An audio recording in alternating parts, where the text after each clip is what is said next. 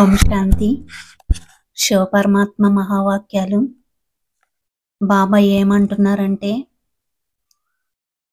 108 మాల అంతిమ మాల తయారు చేయలేదు అంటున్నారు.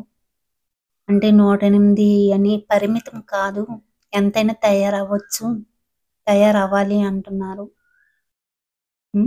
అలాగే కోట్ల కొద్దిమంది, ఆ కొద్దిమంది పిల్లలే నాకు పిల్లలు అంటున్నారు. అంటే కోట్లలో కొద్దిమంది, ఆ కొద్దిమందిలో కొద్దిమంది వాళ్ళు నా పిల్లలు అంటున్నారు బాబా.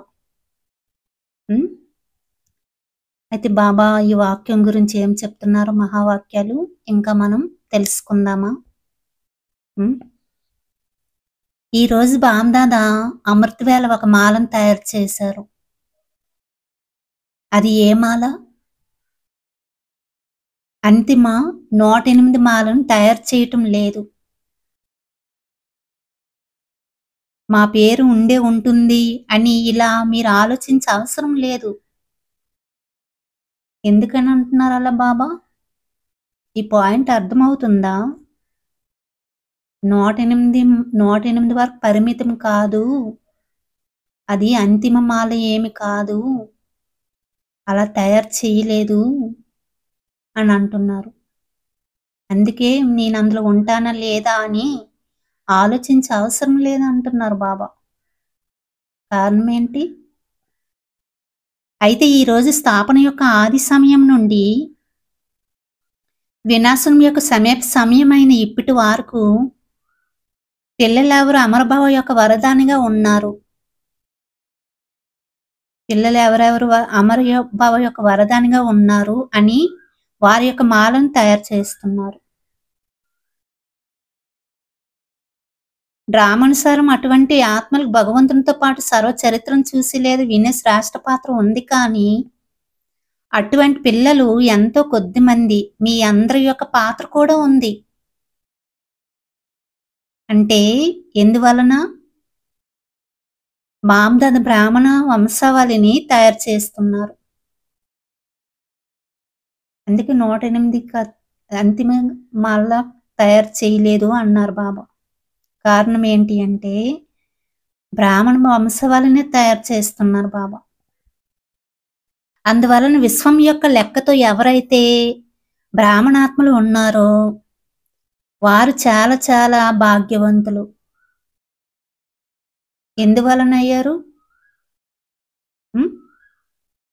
కోట్ల కొద్ది మంది అనే వరుసలో ఉన్నారు, మరియు కొద్ది మందిలో కొద్ది మందిగా అయ్యారు.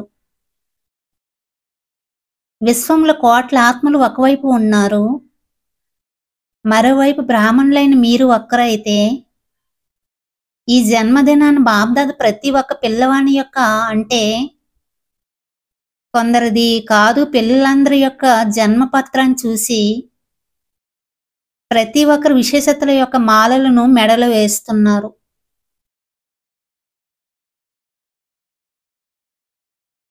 మీరందరూ కొత్త వారైనా, ఆదిలోని వారైనా, మధ్యలోని వారైనా కానీ విశేషమైన వారు మరి విశేషంగానే ఉంటారు. బాబా పిల్లలు అయ్యారు కాబట్టి మీరు ఆదిలో వారైనా మధ్యలో వారైనా సరే విశేషమైన వారే అంటున్నారు బాబా. కొత్త వారైనా సరే. ఎందుకు? బాబా పిల్లలు కాబట్టి.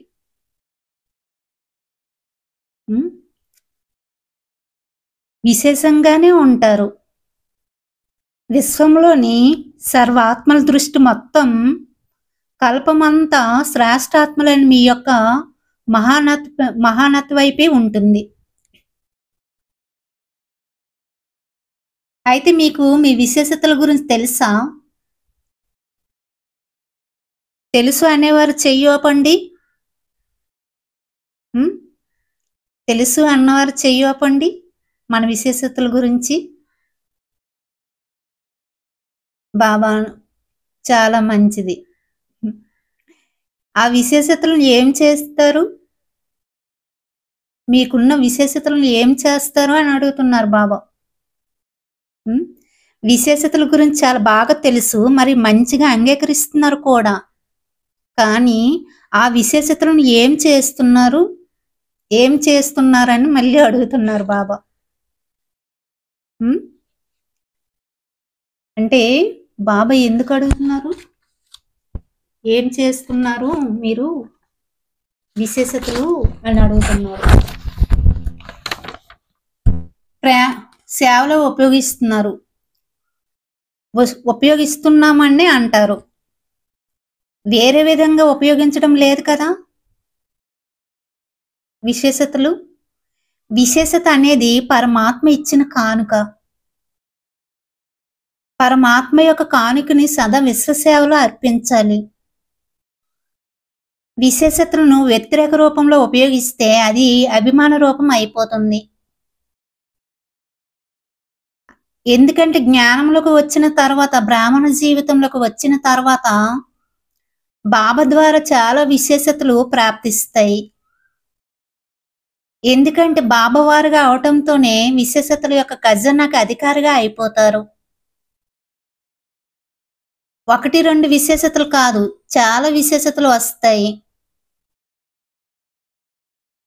వాటిని స్మృతి చిహ్న రూపంలో కూడా వర్ణన చేస్తారు. 16 కళల సంపన్నులు అంటే 16 సంఖ్య అని కాదు. 16 కళలు అంటే సంపూర్ణులు అని అర్థం. సర్వగుణ సంపన్నులు అని అర్థం అంటున్నారు బాబా.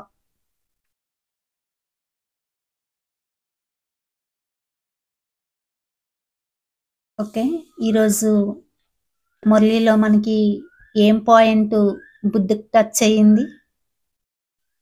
బాబా పిల్లలు కొత్త వారైనా, మధ్యలోని వారైనా, ఆదిలోని వారైనా అందరూ విశేష ఆత్మలు అన్నారు బాబా.